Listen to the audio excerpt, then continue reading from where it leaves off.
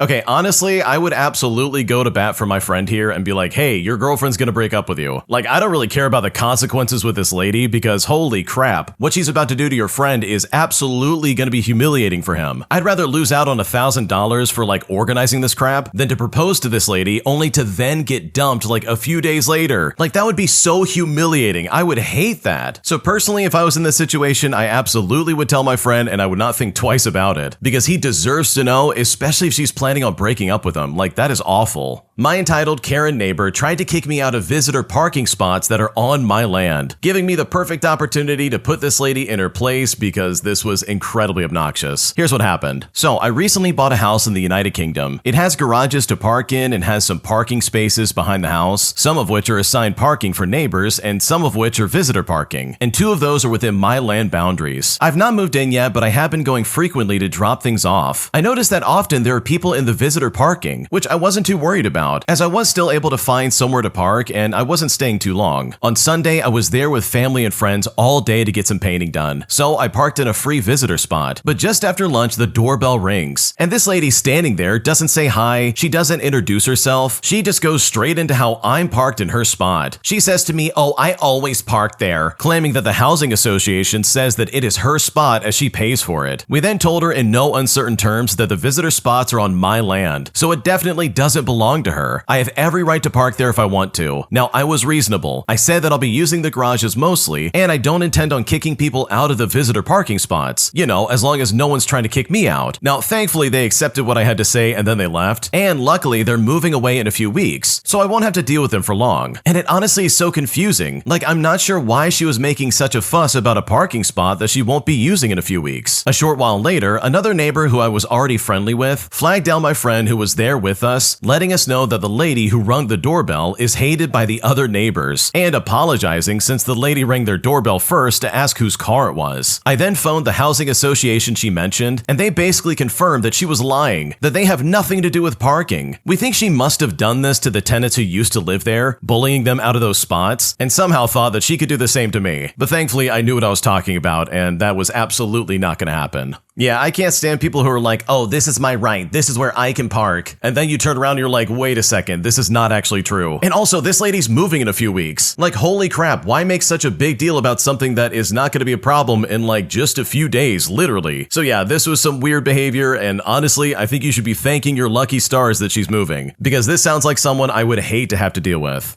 My husband secretly changed his military life insurance to include his mother as the beneficiary and not me, his wife, putting me in a situation where honestly I am baffled by his decision and I now seriously just don't know what to do. Here's what happened. For starters, this is a throwaway account for reasons that you're definitely going to learn about. To begin, my husband and I recently got legally married. We haven't told our families yet for a few reasons, but the first one is that we're really young. He's in the Marine Corps and I'm in college. We have been together for coming up on like 5 years, and we just moved in together at the end of December and got married at the beginning of December. We chose to get married so early because of the financial benefits, the tax breaks, having my tuition paid partially by the government, and collecting basic allowance from the military so that we could purchase a house within the next year or two. And I do want to mention before anything else that this was all his idea. About a year and a half ago, he brought up this idea because he knew I was stressed about school along with my other bills. I knew I wanted to marry him eventually, probably in like 3 years or something like that, but I always figured I would get a master's degree and get settled in my career before all of that, so maybe at around like the age of 30. But anyways, he joined the Marine Corps in April of 2024, so we had been together for like about 3 years at that point, and from then up until December, we had been long distance, with me flying out of his duty station every few months just to see him for like maybe 4 days. And at the end of December, he came home for Christmas and we got legally married in secret. Then we drove out my vehicle and most of my belongings to where we now live, which is in an apartment about 6 miles from base. The first 3 months of living here has been entirely paid for by me. Prior to moving in, we saved approximately like $17,000 combined over the last year and a half, with $14,000 from me and about $3,000 from him. And that only happened because I had been working my butt off and hounding him to save money. I then moved across the country to be with him. I left my job, my family, my friends, and basically uprooted my life to start over where he's stationed. Right now, I'm not making any money, and I rely on him financially. He told me not to stress and just focus on school, but regardless, I have applied to like 50 plus jobs, whether it's remote or in person, but it's just really hard to find something. Also, most of our bills are actually in my name, which is aside from the lease, which is in both of our names and has about a year left. When we got married and started initially receiving the basic allowance from the military, in addition to his base pay, we basically went from making a little under $3,000 a month to about just under $7,000 in the beginning of February. But anyways, due to the nature of why we chose to get married and my simple reliance on him, I just figured that he would consult with me on any major financial choices that he would make. And so with that out of the way, this is the real reason I made this post. He's about to deploy for somewhere between 6 months to about a year, and he was asked to update the beneficiary of his military life insurance. I had no idea he was even asked the question because I wasn't familiar with the life insurance really at all. But just today I found out via a letter in the mail that on February 23rd, he went in and manually changed it back to his mom as a beneficiary without ever talking to me about it. Now, finding that out honestly hurt a lot. It's not even just about the money. It's the fact that he made that decision without including me at all. From my perspective, I moved across the country for him. I spent my life savings on him. I'm financially dependent on him right now, and if something happened to him while he's deployed, I'd be the one left responsible for all of our bills and our lease and all of our debt. So finding out he intentionally changed something that affects my financial security without even mentioning it makes me feel like he doesn't see me as his partner in these decisions. The whole reason we got married was to secure our financial future. I just feel so betrayed. I have blown up at him already for this, but he hasn't been home yet, so we haven't completely talked everything over. So seriously, am I overreacting? Or is this actually as messed up as it feels to me? Am I wrong for feeling really hurt by this? Because right now I don't know what to do. Before we go any further, the original poster has an update that I definitely need to share. Here's what they said. Firstly, I want to say that people immediately telling me to get a divorce or annul the marriage were unnecessarily aggressive and frankly just not helpful. If everyone ended their relationship over one argument or misunderstanding, no one would stay in one long enough to learn from mistakes and grow together. Also, to the people who actually read my post and understood that this wasn't about the money and tried to give helpful advice, I just want to say thank you. That man is my best friend. He has been there for me through my dad's alcoholism, my mom's cancer diagnosis, and a lot of other hard things in my life. I truly don't believe there was any malicious intent here. I think he just wasn't using his brain. For some additional context, we've had the understanding that we would get legally married before this deployment, mainly to lessen the financial burden on me and allow us to save money while he was away. The plan has always been that after he returns from deployment, we will get formally engaged and then have our real wedding with our families and in our faith with the whole ceremony and the whole celebration. Now, when it comes to the life insurance situation, we did finally speak when we got home. He's been working very long hours recently, and some days have been up to like 16 hours a day. And one of his work dads was having everybody go through their paperwork and basically update it before deployment. Apparently, he was was given like 5 minutes to go through a bunch of forms, and he basically just confirmed the information that was already there. And since his mom had been the beneficiary before we got married, which is because she was the only person he could list at the time, he just left it as it is. He did admit that he initially told me a bit of a white lie, which really pisses me off, but when we talked more, he said the reason he didn't change it was because he thought that his mom would receive a letter notifying her that she was removed like I did. But thanks to some of you guys, we now know that's not the case. Only spouses are notified if they aren't named the beneficiary and not the parents. But the important part is that we talked about it. I explained that for me, this wasn't about the money. It was about feeling included in decisions that affect the both of us. He said that since we haven't had our church wedding yet, he figured it was fine to keep it as is. But after talking it through, he understood that it hurt my feelings deeply because I made sacrifices for him and he wasn't reciprocating that with his choices. We agreed that we probably should have had a conversation earlier about it, especially when it comes to like what would happen if something happened to either of us. At our age, it just wasn't something that we had seriously thought about until now, especially with this being his first deployment and the state of the world and pretty much everything else going on. But in the end, he did update it so that we were both listed as equal beneficiaries, which is actually what I originally suggested to him when he told me that he could only list one. He also said he figured he would revisit it again once we have our official wedding later on. So no, there will not be a divorce or an annulment, and I'm not moving back in with my parents. We still care a lot about each other, and this is honestly one of the very few major disagreements that we've literally ever had in almost 5 years together. Oh man, this is a great story, dude. This is a perfect example of like, bro, just talk to each other. And especially don't listen to like any comment section that says, oh, divorce your husband, get rid of him. He's clearly taking advantage of you. And sure, if you're scrolling online all the time, then yeah, you can probably have that perspective and be like, oh my gosh, it's happening. I'm watching it happen right now. But no, man, it seems like they got things figured out. And in my opinion, that's exactly the way that it should have gone.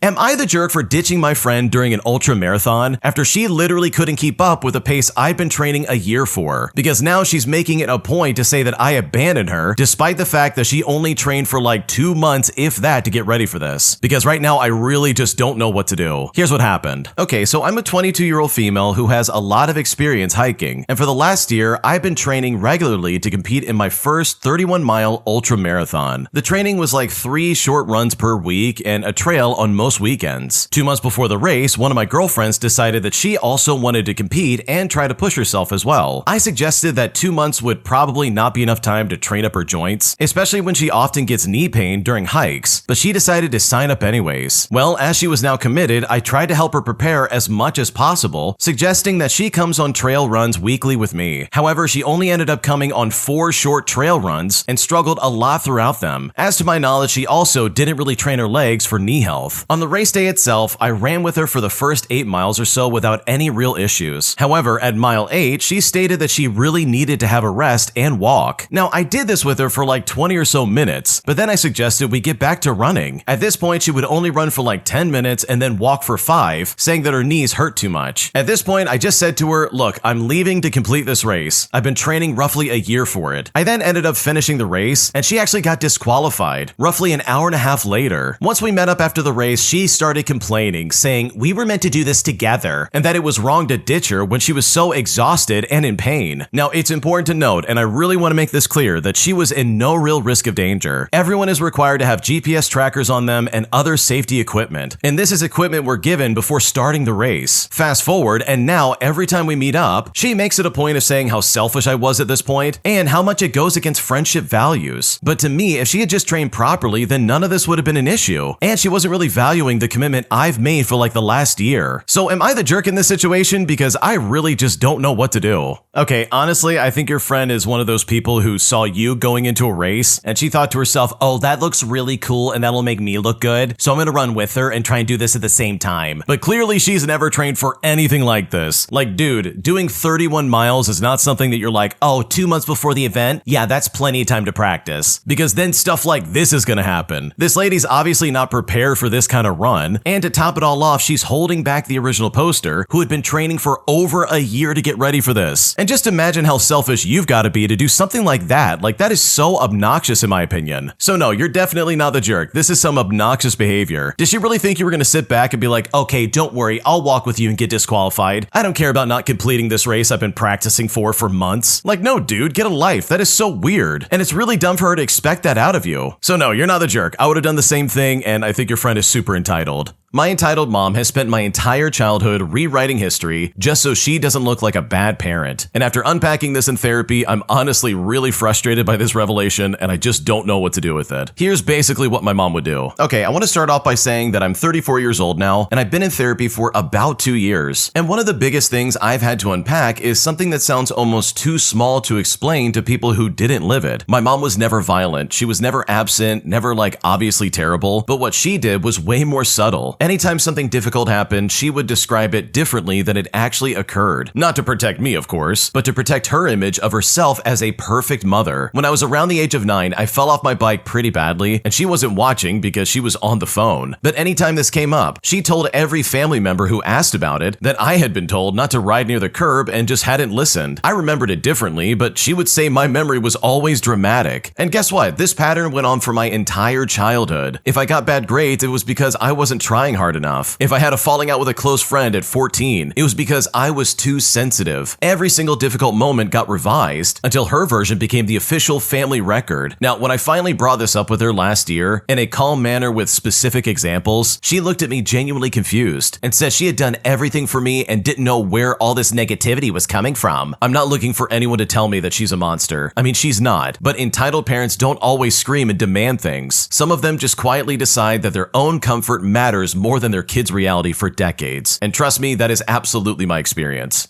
Oh man, this is honestly so awful. I'm sorry that you went through this. This is one of those situations where, yeah, she's rewriting history and it's hurting you because the way you were treated is totally different. She's only looking out for herself to make it seem like, oh yeah, I was a really good mom. But like, no parent's perfect. Like, holy crap. I think you could ask anybody and be like, yeah, my parents traumatized me. And that's kind of the way it goes. Like, obviously, kids are going to be affected by their parents pretty much no matter what, even if they did everything right. So for your mom to act like she did everything right is really weird. Not to mention, not even like taking the steps to like own up to it later in life. Like, this could have been an easy conversation. She could have just been like, oh yeah, no, you're totally right. I see what you're talking about. Or at least admitted some kind of fault to even like the smallest degree. Because you know for a fact this was a choice of hers. She was choosing to rewrite this in a way that made her daughter look bad just so she could like safeguard her image. Like, that is so lame if you think about it. Like, holy crap, kids fall down all the time without you seeing them. They also have friendships fall apart and all this other stuff. But to like subtly sabotage the story to make it sound like, oh yeah, this is definitely not my fault, while also like squarely blaming the original poster for it, like, that is so weird. Because by throwing the original poster under the bus, she didn't make herself look good. In my opinion, she actually showed her true colors. My entitled, toxic parents disowned me for being gay, but now, after like nearly a decade of being away from this family, are finally looking to try and forgive me, all in some weird, desperate attempt to get money out of me, just so I can financially support them in their old age. And honestly, I am so done with these people that I just don't know what to do anymore. Here's what happened. Okay, so I don't speak to any of my family anymore because they disowned me for being gay after I was outed. It hurt at the time, but honestly, the more time I spent away from them, the more I realized how awful they truly were. And how I'm just better off right now. It still hurts and I still miss them sometimes, but it is truly for the best, and I am at peace about this. My cousin is the only person from my family I'm in secret contact with, so sometimes she'll give me updates about my family. And my family apparently has been telling people that I ran away at 19 with some old weirdo to live a life of sin, and that I'm an addict and a weirdo as well, and some other really bizarre and gross bullcrap. But I'm not any of those things, and I didn't run away. They literally kicked me out and made me homeless. And my dad was really awful towards me and essentially told me that he would hurt me if he ever saw me again. He said he'd get away with it too and would bury my body in the backyard. But of course that would make them look bad, so they won't say that. Apparently I'm still a hot topic almost a decade later, and I'm basically to blame for everything. And just as a reminder, we've literally had zero contact ever since they kicked me out. I also found out that my brother, who actually is an addict, overdosed and passed away a while ago. And they didn't even reach out to tell me. Like, I literally heard this from my cousin. There were 6 kids in my family, and this is basically how they all turned out. One brother's dead, another brother's wife made him cut off the family, or she would divorce him, one's in prison who did some terrible things, and one of my sisters makes spicy content online, if you know what I mean, and is currently pregnant with our older sister's husband. Meanwhile, my older sister was arrested for trying to run him over. So basically, it's a complete mess and the whole family is in shambles. Well, my mom has apparently been telling her sister, who is my cousin's mom, that she is ready to forgive me and wants my social media media-savvy cousins to track me down. She said she is convinced that I can change and get better under her guidance as a mother, as she thinks that I can repent and that God will forgive me. When my aunt asked if she thought I'd be receptive, my mom was confused. She actually thought I'd be grateful that she had finally decided that she was open to forgiveness. You know, as long as I put the work in, of course. Oh, and my dad wants to retire soon, and they're expecting me to financially support them because that's a son's job. I mean, of course. Again, my great crime that hurt my mother so deeply that I must work for to gain her forgiveness is for being gay. Like, they called me a weirdo and implied I was a danger to society. Meanwhile, my brother's done some terrible things, like way worse than anything I could possibly do. So I guess I'm just evil and disgusting because I like men. But my father, who said he's gonna bury me in the backyard, is somehow a respectable and godly man. Please make it make sense because, my God, this honestly is so annoying. Okay, first off, I just want to say to the original poster, this is so awful. I am so sorry you went through this. You do not deserve to get cut off from your family. Like, these people are such idiots. And it's just completely unfair. You deserve to have a family that actually cares about you, and it just sucks that these people are not that. And I also find it so ironic that they look at you and they're like, oh wow, you're living in sin. Meanwhile, the rest of the family is just a bunch of losers. Seriously, the rest of your siblings are out here doing actual bad stuff, not the hypothetical bad that they think you're doing just because you like boys. Like, what's going on right now? So yeah, if I was in your shoes, I probably would be very hesitant to trust anything these people have to say, because based on what you described, it kind of seems like they want some money from you, and that is about it. And I know if I was in your shoes, I would not give a crap if they want to forgive me or not. If they treated me like the way they treated you, I would probably just keep moving forward and not worry about them in the slightest. If you like Am I the Jerk, you're probably going to love Am I the Genius. Check it out, link down below in the description. Also, go to amithejerk.com/submit if you would like to submit your own stories.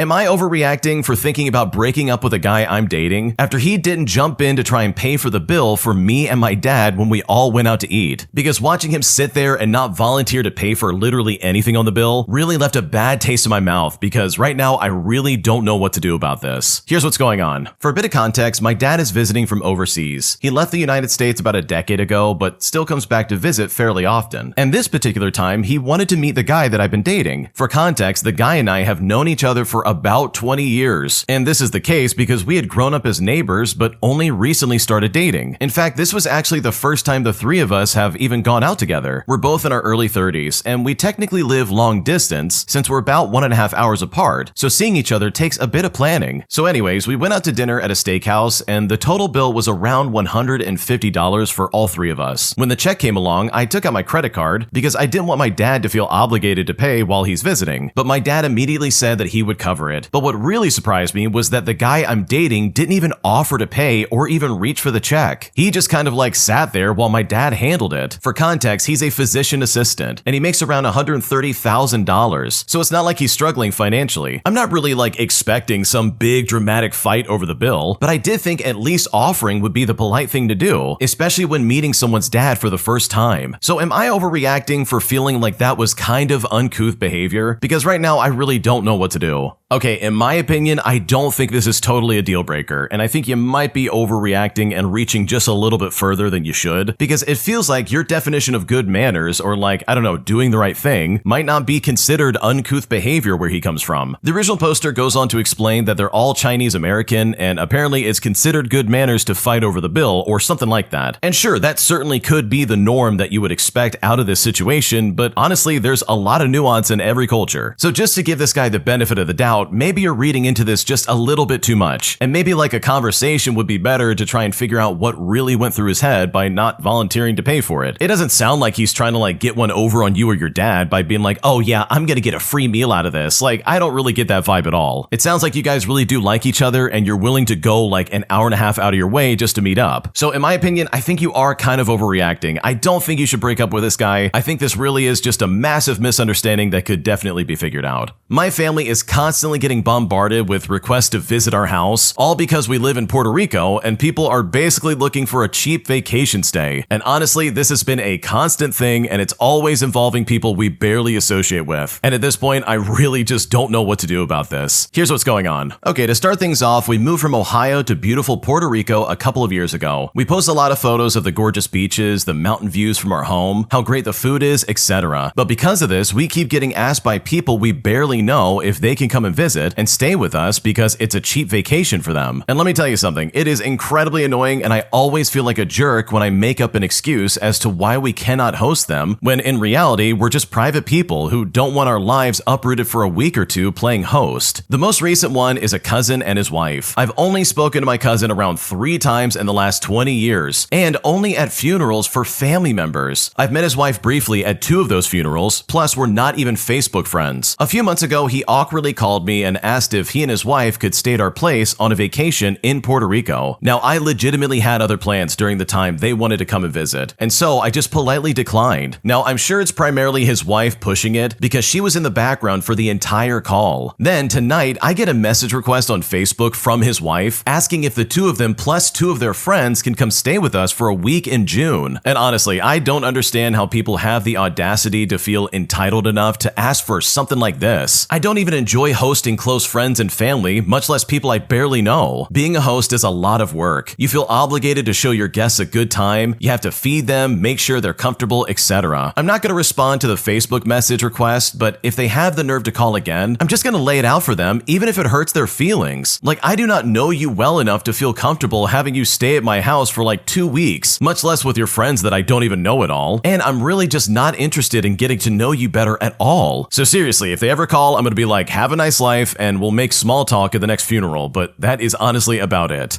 Man, that would be so annoying. Like, holy crap. First off, I would love to visit Puerto Rico because, yeah, it is very beautiful. Like, that is a beautiful place to live. So I do kind of understand where people are coming from, where they're like, hey, can we stay with you? It'll be a cheap vacation. But also, like, dude, you gotta have a lot of guts to make that happen. And if you're gonna make a request like that, like, dude, you better make sure you're on the best of terms with that person you're requesting this from. Because if not, then you're literally putting them out in a way that is so inappropriate. This can't be a cousin that you see once, like, every 5 years or something. It would have to be a really close family member, like a sibling or a parent or like something like that. Not someone you barely know and all you see is their Instagram photos. Like, give me a break. So yeah, maybe it's just time for you to just get a little bit nastier with these people and really lay down the law. Because from the sounds of it, it really seems like they're trying to take advantage of like your living location, and that just doesn't seem fair in the slightest. An entitled ignorant customer spent literally 15 minutes arguing that our self-checkout machines were stealing from her, all because of an error that literally was her fault. Here's how it all happened. For a bit of background, I work at a mid-sized grocery store. I've been there for about 2 years, and our self-checkout area has 6 machines with the standard bagging area scale that registers the weight of each item after you scan it. Most people figure this out in about like 30 seconds. But this particular customer, who I will call Mary for the sake of the story, had been using self-checkout just fine until she scanned a multi-pack of yogurts and placed it on the scale, at which point the machine paused and asked her to wait for assistance because the weight didn't match what was expected. And by the way, this is a routine thing. It happens maybe 20 times a day. It usually means that an item got bumped or something's on the scale that shouldn't be there, etc. So I came over, I saw immediately that her reusable shopping bag was sitting on the bagging area before she started scanning, and essentially this was adding extra weight to pretty much every item. And this is a standard fix. It takes maybe 30 seconds. But before I could even explain, she told me the machine had overcharged her for the yogurts. I said it hadn't charged her yet at all. It had just paused because of the weight difference. But she said the machine was adding secret charges. I then explained the scale, but she said she knew how scales worked and that this wasn't that. But again, I explained, no, this is completely different. But she said that she'd been using self-checkouts for 20 years. Well, I then gently pointed out that our store had only installed these particular machines like 3 years ago, but that really wasn't the point. Well, long story short, it took 4 explanations, a demonstration involving me physically lifting the bag off the scale so she could see the weight number change in real time, and a brief appearance from my supervisor before she finally accepted that the machine was not in fact stealing from her. Now, she did say thank you at the end, which I really appreciated, but she also used the self-checkout again the following week with the bag on the scale again. But I definitely handled it slightly faster the second time because I did not want to deal with this again. Okay, bro, I gotta be honest, and this is just my opinion, it seems like general society is just way too paranoid over everything nowadays. Like, trust me, I get it. I don't trust the government just as much as the next people, especially with the way things are going on right now. But bro, I'm telling you, not everybody's trying to scam you. There's most likely an explanation for just about everything that might be going wrong in your life, aside from being like, oh yeah, the machine is trying to steal from me. Like, bro, no, the local grocery store is not trying to steal your extra cents from you. They didn't rig the machine to try and put on secret charges. Like, that's crazy and that's absolutely not happening. But honestly, this kind of like leads to a good point of like, dude, everybody seems to be like that nowadays. And I don't know, maybe I'm the only one that feels like that, but it really seems like everyone's like default setting nowadays in general society is just to default to the assumption that, oh my God, I'm getting scammed, instead of like, I don't know, using logic and trying to work the problem. But hey, that's just my opinion. Like, leave a comment down below if you disagree. I would love to hear what you have to say. Am I the jerk for telling my wife that I don't want her mom to have her location all the time anymore, especially after the entire family found out about a surgery that I didn't want them to know about? Because right now I'm very pissed off and I seriously hate this and I just don't know what to do. Here's what's going on. Okay, so as the title pretty much says, my wife shares her location with her family and sometimes her friends. I really never thought much about it, and I don't share my location with her, which is something she has never liked. But personally, I don't like it. Like, it freaks me out to be tracked 24/7. The real issue with this was earlier this week. I needed surgery and I waited to keep everything private. I didn't even tell my own mom and dad, and my wife agreed not to share with anyone either. It was on Monday and everything went overall pretty well. That is, until my wife's mother showed up. She apparently noticed that my wife was at the hospital, and when she didn't pick up, she came down. She thought that my wife was hurt. It became this big thing, and basically everyone on my wife's side of the family was told that someone was in the hospital. My own mom and dad were contacted, and I had to explain the entire situation, and my God, did I hate this. It's clear to me that if my wife is getting tracked 24/7, then I'm also being tracked. And I just hate that this whole situation got out, all because of people knowing my wife's location. Well, my wife and I got into an argument, and I don't want her to share her location anymore with her mother or family 24/7. But in response, she's calling me controlling and a jerk. I'm at a point where it is invading my own privacy, and she really just needs to cut the string on her mom. So seriously, am I the jerk here? Because I don't know what else to do. Yeah, I don't think you're the jerk. I think this is very intrusive, personally. I also don't like the idea of like, oh yeah, let's share our locations with everybody. Like, bro, I don't want you knowing where I'm at 24/7. And this is not even like a, oh, what are you hiding situation. It's just a matter of like basic privacy and like human dignity. Because guess what? This is like a roundabout way of violating HIPAA. He literally didn't want anyone knowing he was having this surgery. He wanted it to be private, and he wanted this to be a thing that he will announce when he's ready. But because of his wife's decision to share her location 24/7, this essentially stripped any semblance of like agency out of his hands. Like, I would lose my mind if the entire family showed up and said, who's in the hospital? We saw your location and we're like, oh man, it must be someone. Let's investigate. Which also confirms to pretty much everybody there that yeah, they're looking at each other's location all the time, especially the original poster's wife. So no, I don't think you're the jerk. And it's really funny to me that your wife is like, wow, you're being controlling. Because seriously, the only person being controlling right now is this wife's family, who quite literally are all over where she's at pretty much all the time. And that, in my opinion, is not okay. An entitled Karen walks into the forest and demands that I identify the forest mushrooms that she and her kids had harvested, putting me in one of the most awkward and potentially dangerous situations I've ever seen in my life, because this lady was clearly being irresponsible and I wanted no part of it. Here's what happened. Okay, so this happened a few weeks ago and I'm still thinking about it even when I'm trying to fall asleep, so I figured I would write it out and give it to the internet. For some information about me, I've been foraging for about 8 years, and this has mostly been in the same forest preserve about 40 minutes from my house. It's meditative for me. I go alone. I don't post about it online. It literally is just my thing. That Saturday, I found a solid patch of chanterelles and was crouched down doing my thing when I hear kids crashing through the underbrush like tiny disasters. 2 kids, maybe 8 and 10 years old, followed by their mom, who is the entitled parent of the story, carrying a reusable grocery bag absolutely stuffed with random mushrooms. Like, concerningly random, which by the way is a bad idea. I could see at least 3 different kinds of species from where I was standing, and not all of them look friendly. The entitled mother sees me with my basket and her eyes light up. She walks straight over to me and says, oh, perfect, you clearly know what you're doing. Can you just go through our bag and tell us which ones are okay to eat? Well, I said I wasn't comfortable doing that nicely and explained that even experienced foragers don't vouch for other people's hauls because you can't know every condition, how they were handled, or even whether something got mixed up or not. Well, she just stared at me like I just refused to pull her kid out of a well. She then looked at me and said, but you're an expert. You have a responsibility to help when children are involved. I then told her I really wasn't in a position to take that kind of liability, and I suggested that she contact a local specialist. Like, there's actually a good one in our area that does this kind of work for free on certain days. But when I said that, that's when things really escalated. She told me I was being selfish with my knowledge, and that if her kids got sick, it would be partly on me for refusing to help out. She then asked me to at least show her kids which mushrooms in the forest were safe to pick going forward. Like this was some kind of private foraging lesson, and she wanted me to do this for for free in the middle of my Saturday. Well, I just picked up my basket and I walked away. She then yelled something after me about, oh, how people like me are why kids don't connect with nature anymore, or some crap like that. Now, I did circle back near the parking lot and I left a card for the specialist under her windshield wiper. I felt like that was the right move, even though I'm still not sure she deserved it, if I'm being completely honest.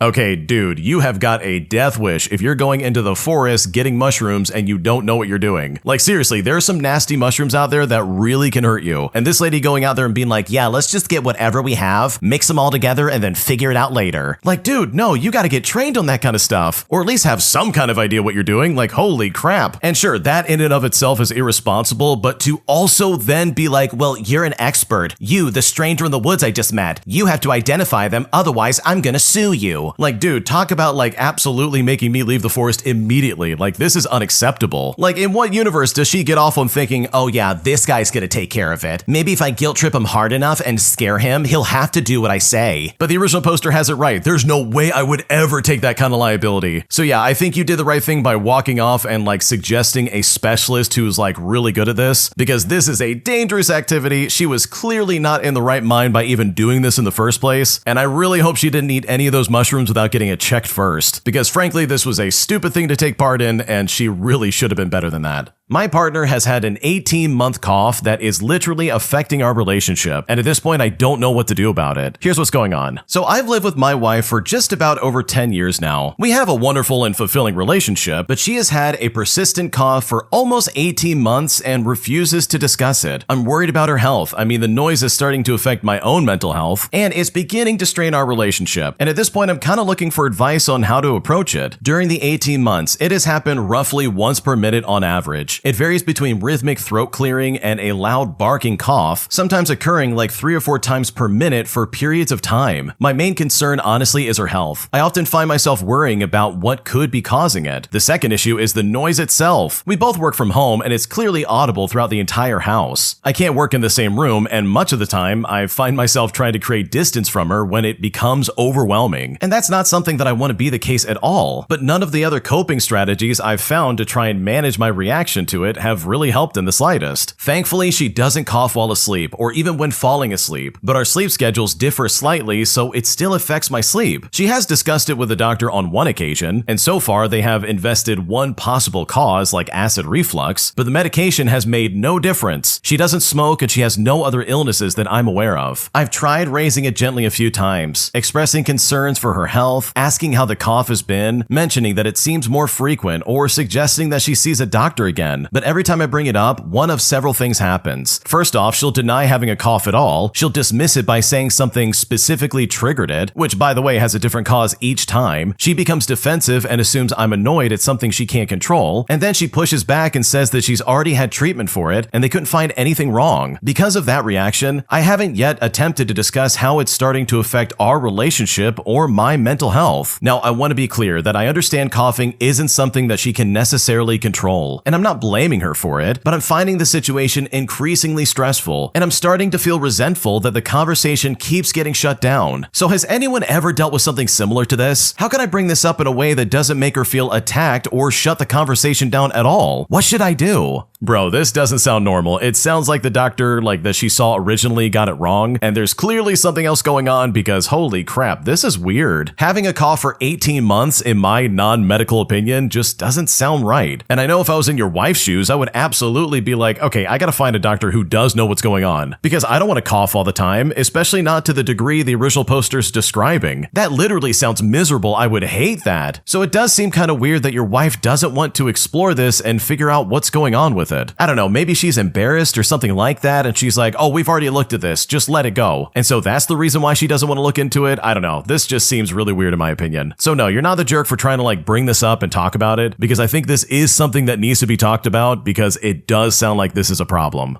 Thanks for watching. Subscribe down below if you haven't already. And also, please subscribe to Am I the Genius? I think you're going to love what they're making over there. It's a great channel and you should definitely check it out. Everything will be linked down below in the description. Thanks for watching. We'll see you in the next one.